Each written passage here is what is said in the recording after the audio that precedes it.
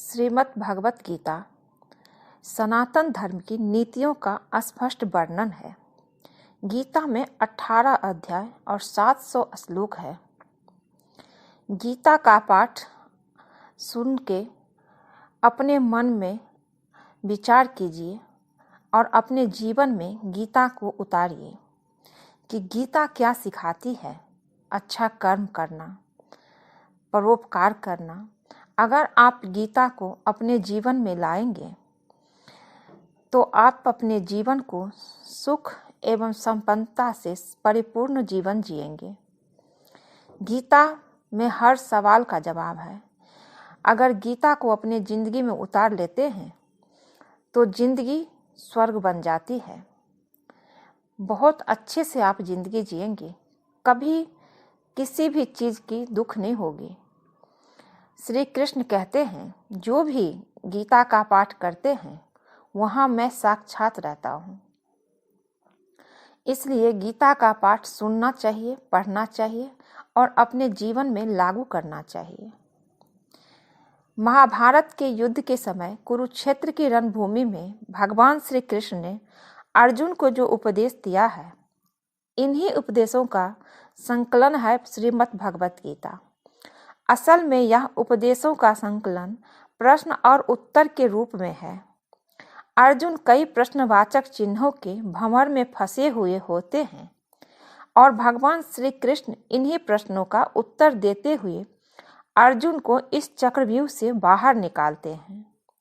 भगवत गीता ही आधुनिक युग में समस्याओं से घिरे हुए मनुष्य को एक कर्मशील जीवन जीने के लिए प्रेरित करती है। गीता ऐसे प्रेरणादायक संदेशों का महासागर है जो जीवन से निराश मनुष्यों को आशाओं से भर देती है। ठीक उसी प्रकार जिस प्रकार भगवान श्री कृष्ण ने अर्जुन की निराशाओं को दूर किया और उसे युद्ध लड़ने के लिए प्रेरित किया। आज की इस भागती दौड़ती जिंदगी में मानव को, उसके मन को, उसकी आत्मा को अगर कोई शांत, स्थिर और प्रसन्नचित्त रख सकता है तो वो है श्रीमद् भगवत गीता। तो आज गीता की कुछ विचार मैं बोलती हूँ जो श्री कृष्ण जी ने कहा है भगवत गीता में। तो वीडियो पूरा देखिए और अच्छा लगे तो चैनल को लाइक कीजिए, शेयर कीजिए और सब्सक्राइब कीजिए।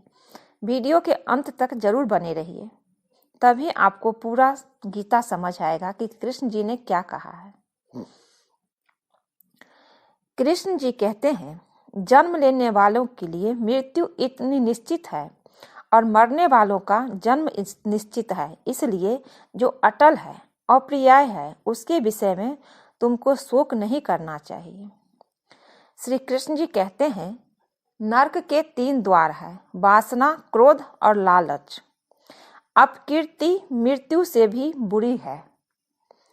परमात्मा को प्राप्ति के इच्छुक ब्रह्मचर्य का पालन करते हैं। एक ज्ञानवान व्यक्ति कभी भी कामुक सुख में आनंद नहीं लेता। कोई भी इंसान जन्म से नहीं बल्कि अपने कर्मों से महान बनता है। प्रबुद्ध व्यक्ति के लिए गंदगी का ढेर, पत्थर और सोना सभी समान है। कृष्ण जी कहते हैं, कर्म मुझे बांधता नहीं, क्योंकि मुझे कर्म के प्रतिफल की कोई इच्छा नहीं। जिस प्रकार अग्नि स्वर्ण को परखती है, ठीक उसी प्रकार संकष्ट वीर पुरुषों को परखते हैं। मनुष्य को सब समय से पहले और भाग्य से अधिक कभी किसी को कुछ नहीं मिलता है। आत्मा को शस्त्र काट नहीं सकते और न ही इसे अग्नि जला सकती है। इसलिए जल इसे गीला नहीं कर सकता और वायु इसे सुखा नहीं सकती। कर्म के बिना, श्री कृष्ण कहते हैं, कर्म के बिना फल की अभिलाषा करना व्यक्ति की सबसे बड़ी मूर्खता है। यह सृष्टि कर्म क्षेत्र है। बिना कर्म किए यहाँ कुछ भी हासिल नहीं हो सकता। जो मनुष्य मन को नियंत्रित नहीं करते, उनके लिए वो शत्रु के समान कार्य करता है। जो दान बिना सत्कार के कुपात्र को दिया जाता है, वो तमस दान कहलाता है। जिसने मन को जीत लिया है उसने पहले ही परमात्मा को प्राप्त कर लिया है, क्योंकि उसने शांति प्राप्त कर ली है। ऐसे मनुष्य के लिए सुख दुख, सर्दी गर्मी और मान अपमान एक से है। श्री कृष्ण कहते हैं, अपने अनिवार्य कार्य करो, क्योंकि वास्तव में कार्य करना निष्क्रियता से बेहतर है। सदैव संदेह करने वाले व्यक्ति के लिए प्रसन्नता न इस लोक में है और न ही कहीं और। फल की अभिलाषा छोड़कर कर्म करने वाला पुरुष ही अपने जीवन को सफल बनाता है। जो हुआ वो अच्छा हुआ, जो हो रहा है वो अच्छा हो रहा है, और जो होगा वो भी अच्छा ही होगा। मेरा तेरा, छोटा बड़ा, अपना पराया मन से मिटा दो, फिर सब तुम्हारा है और तुम सबके हो। धरती पर जिस प्रकार मौसम में बदलाव आता है, उसी प्रकार जीवन में सुख दुख आता रहता है। आप लोग आपके अपमान के बारे में हमेशा बात करेंगे। सम्मानित व्यक्ति के लिए अपमान मृत्यु से भी बदतर है। तुम्हारा क्या गया जो तुम रोते हो? तुम क्या लाए थे जो तुमने खो दिया? तुमने क्या पैदा किया था जो नष्ट हो गया? तुमने जो लिया यहीं से लिया, जो दिया यहीं पर दिया। जो आज तुम्हारा है कल किसी और का होगा, क्योंकि परिवर्तन ही संसार का नियम है। श्री कृष्ण जी कहते हैं, सफलता जिस ताले में बंद रहती है वो दो चाबियों से खुलती है, एक कठिन परिश्रम और दूसरा दृढ़ संकल्प। मैं भूतकाल, वर्तमान और भविष्यकाल में सभी जीवों को जानता हूँ, लेकिन वास्तविकता में मुझे कोई नहीं जानता। जो पुरुष सुख दुख में विचलित नहीं होता और इन दोनों में समभाव रहता है, वो निश्चित रूप से मुक्ति के योग है।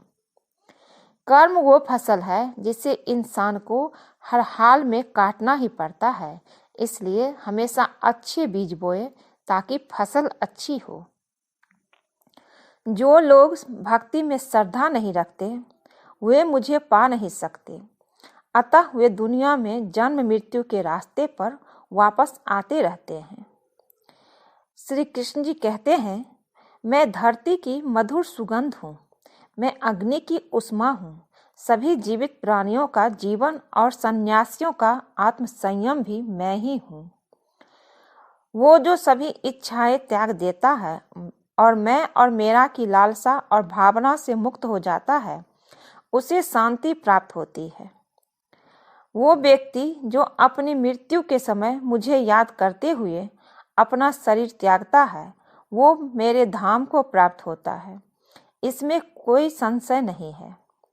मेरे लिए ना कोई घृणित है ना प्रिय, किंतु जो व्यक्ति भक्ति के साथ मेरी पूजा करते हैं वो मेरे साथ हैं और मैं उनके साथ हूँ। मनुष्य को जीवन की चुनौतियों से भागना नहीं चाहिए और न ही भाग्य का ईश्वर की इच्छा जैसे बहानों का प्रयोग करना चाहिए। मनुष्य को परिणाम की चिंता किए बिना, लोभ लालच बिना एवं निस्वार्थ और निष्पक्ष होकर अपने कर्तव्यों का पालन करना चाहिए। जिस तरह प्रकाश की ज्योति अंधेरे में चमकती है, ठीक उसी प्रकार सत्य का भी चमकता है, इसलिए हमेशा सत्य की राह पर चलना चाहिए। जिस मनुष्य के अंदर ज्ञान की कमी और ईश्वर में श्रद्धा नहीं होती, वो मनुष्य जीवन में कभी भी आनंद और सफलता को प्राप्त नहीं कर पाता। जब जब इस धरती पर पाप, अहंकार और अधर्म बढ़ेगा, तो उसका विनाश कर धर्म की पुनः स्थापना करने हेतु मैं अवश्य अवतार लेता रहूंगा। श्री कृष्ण कहते हैं, जन्म लेने वाले के लिए मृत्यु उतनी ही निश्चित है जितना कि मृत्यु होने वाले के लिए जन्म लेना। इसलिए जो अप्रियाय है उस पर शोक मत करो। श्री कृष्ण कहते हैं, मानव कल्याण ही भगवत गीता का प्रमुख उद्देश्य है। इसलिए मनुष्य को अपने कर्तव्यों का पालन करते समय मानव कल्याण को प्राथमिकता देना चाहिए। वो जो वास्तविकता में मेरे उत्कृष्ट जन्म और गतिविधियों को समझता है, वो शरीर त्यागने के बाद पुनः जन्म नहीं लेता और मेरे धाम को प्राप्त होता है। श्री कृष्ण कहते हैं, अपने परम भक्तों जो हमेशा मेरा स्मरण या एक चित मन से मेरा पूजन करते हैं, मैं व्यक्तिगत रूप में उनके कल्याण का उत्तरदायित्व लेता हूँ। श्री कृष्ण कहते हैं, जो कोई भी व्यक्ति जिस किसी भी देवता का पूजा विश्वास के साथ करने की इच्छा रखता है, मैं उस व्यक्ति का विश्वास उसी देवता में दृढ़ कर देता हूँ। अच्छे कर्म के बावजूद भी लोग केवल आपकी बुराइयां ही याद रखेंगे, इसलिए लोग क्या कहते हैं इस पर ध्यान मत दो, तुम अपना कर्म करो। श्री कृष्ण कहते हैं, मन की गतिविधियों, होश, श्वास और भावनाओं के माध्यम से भगवान की शक्ति सदा तुम्हारे साथ है।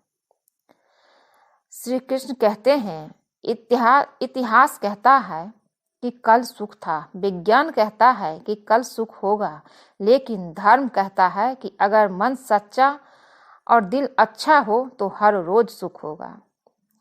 क्रोध से भ्रम पैदा होता है, भ्रम से बुद्धि व्यग्र होती है, जब बुद्धि व्यग्र होती है तब तर्क नष्ट हो जाता है, जब तर्क नष्ट हो जाता है तब व्यक्ति का पतन हो जाता है। अपने आप को ईश्वर के प्रति समर्पित करो, अपने आप को ईश्वर के प्रति समर्पित कर दो, यही सबसे बड़ा सहारा है। जो आपको इस सहारे को पहचान गया है, वो डर, चिंताओं, दुखों से आजाद रहता है।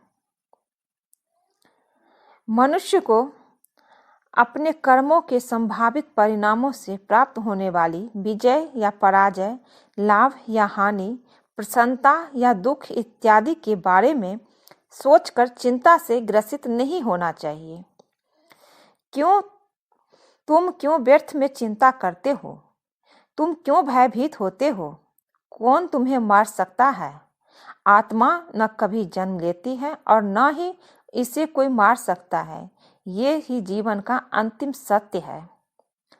श्री कृष्ण कहते हैं, जो होने वाला है वो होकर ही रहता है और जो नहीं होने वाला वो कभी नहीं होता।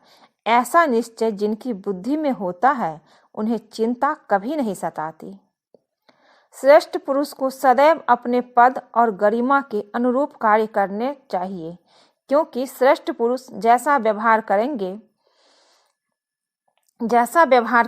तो इन्हीं के आदर्शों के अनुरूप सामान्य पुरुष भी वैसा ही व्यवहार करेंगे। जो दान कर्तव्य समझकर बिना किसी संकोच के किसी जरूरतमंद को दिया जाए, वो सात्विक माना जाता है। जिसने मन को जीत लिया है, उसने पहले ही परमात्मा को प्राप्त कर लिया है, क्योंकि उसने शांति प्राप्त कर ली है।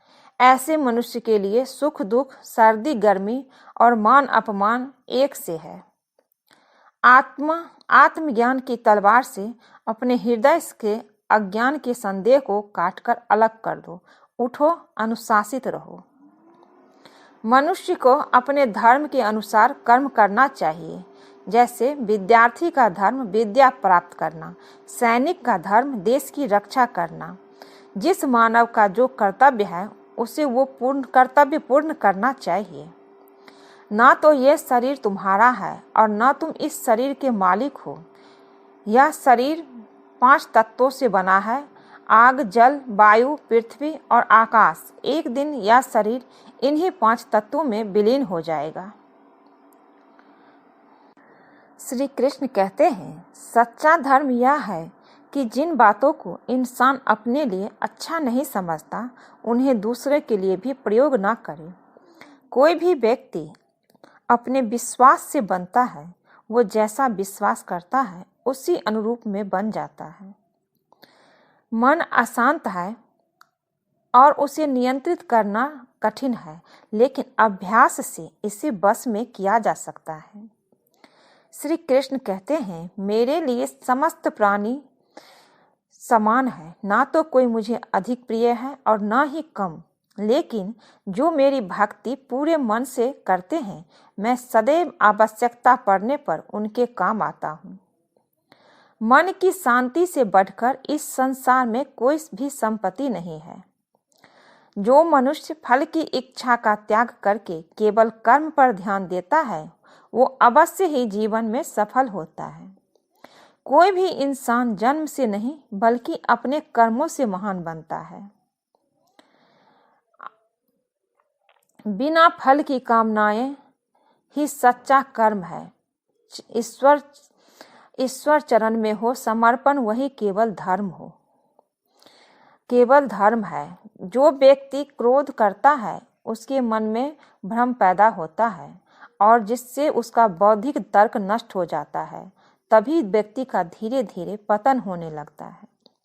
गीता में लिखा है, जब इंसान की जरूरत बदल जाती है तब इंसान के बात करने का तरीका बदल जाता है। इस संपूर्ण संसार में आप कीर्ति मृत्यु से भी अधिक खराब होती है। सदैव संदेह करने वाले व्यक्ति के लिए प्रसन्नता ना इस लोक में है ना कहीं और। मन को नियंत्रित नहीं करते, जो मनुष्य मन को नियंत्रित नहीं करते, उनके लिए वो शत्रु के समान कार्य करता है। कठिन परिश्रम से बचने के लिए श्री कृष्ण कहते हैं, कठिन परिश्रम से बचने के लिए व्यक्ति को भाग्य और ईश्वर की इच्छा जैसे बहानों के बजाय चुनौतियों का सामना करना चाहिए।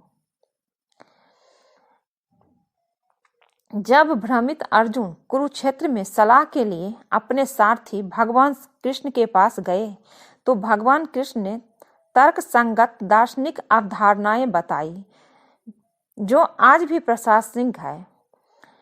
भगवत गीता एक महाकाव्य ग्रंथ है जिसमें हमारी सभी समस्याओं का उत्तर है। स्वतंत्रता आंदोलन के समय कई नेताओं के लिए प्रेरणा की पुस्तक थी ये। इन कुछ भगवत गीता संदेशों पर आप लोग भी एक बार इसे सुन के अपने जीवन को सही रास्ते पर वापस ला सकते हैं। अपने जीवन से भटके हुए लोगों, इस गीता को सुन के पढ़ के अपने जीवन को सही रास्ते पे ला सकते हैं। हर इंसान जब कोई मुश्किल में फंसे होते हैं, चाहे जो भी कोई बड़े सन्यासी हो, बड़े लोग हो, बड़े स्टूडेंट हो या हम लोगों जैसे आम लोग हो, कोई नेता हो, जब कोई सवाल का जवाब नहीं मिलता है तो एक बार भगवत गीता अवश्य पढ़ते हैं। श्री कृष्ण जी कहते हैं, माफ करना और शांत रहना सीखिए, ऐसी ताकत बन जाओगे कि पहाड़ का भी रास्ता देंगे। माफ करना और शांत रहना सीखिए, ऐसी ताकत बन जाओगे कि पहाड़ भी रास्ता देंगे।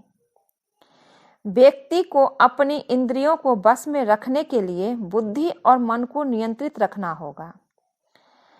किसी भी व्यक्ति को ना तो समय से पहले और ना ही भाग्य से अधिक कुछ मिलता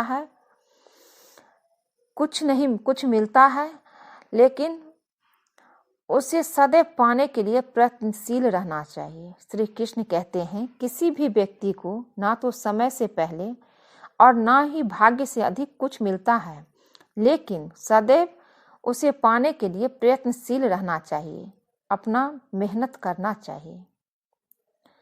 इंसान हमेशा अपने भाग्य को कोसता है, यह जानते हुए भी कि भाग्य से ऊंचा उसका कर्म है, जिनके स्वयं के हाथों में है। व्यक्ति को आत्मज्ञान के माध्यम से संदेह रूपी अज्ञानता को समाप्त करना चाहिए। श्री कृष्ण जी कहते हैं, मैं उन्हें ज्ञान देता हूँ जो सदा मुझसे जुड़े रहते हैं और जो मुझसे प्रेम करते हैं। सत्य कभी दावा नहीं करता कि मैं सत्य हूँ, लेकिन झूठ हमेशा दावा करता है कि सिर्फ मैं ही सत्य हूँ। संसार परिवर्तन संसार का नियम है। समय के साथ संसार में हर चीज परिवर्तन के नियम का पालन करती है। श्री कृष्ण कहते हैं, हालांकि मैं भूत, भविष्य और वर्तमान काल के तीनों जीवों को जानता हूँ, लेकिन मुझे वास्तव में कोई नहीं जानता। संयम, सदाचार, स्नेह एवं सेवा के गुण सतगुण के बिना नहीं आते। कृष्ण जी कहते हैं, जिस मनुष्य जिस रूप में ईश्वर को याद करता है, ईश्वर भी उसी रूप में उसे दर्शन देते हैं। अपने कर्तव्य का पालन करना ही प्रकृति द्वारा निर्धारित किया हुआ है, वो कोई पास नहीं है। सज्जन व्यक्तियों को सदैव अच्छा व्यवहार करना चाहिए, क्योंकि इन्हीं के पद चिन्हों पर सामान्य व्यक्ति अपने रास्ते चुनता है। बुद्धिमान को अपनी चेतना को एकजुट करना चाहिए और फल के लिए इच्छा छोड़ देनी चाहिए। श्री कृष्ण कहते हैं, मन अवश्य ही चंचल होता है, लेकिन उसे अभ्यास और वैराग्य के माध्यम से बस में लाया जा सकता है। इंद्रियों की दुनिया में कल्पना सुखों की प्रथम शुरुआत है, और जो अंत भी जो दुख को जन्म देता है।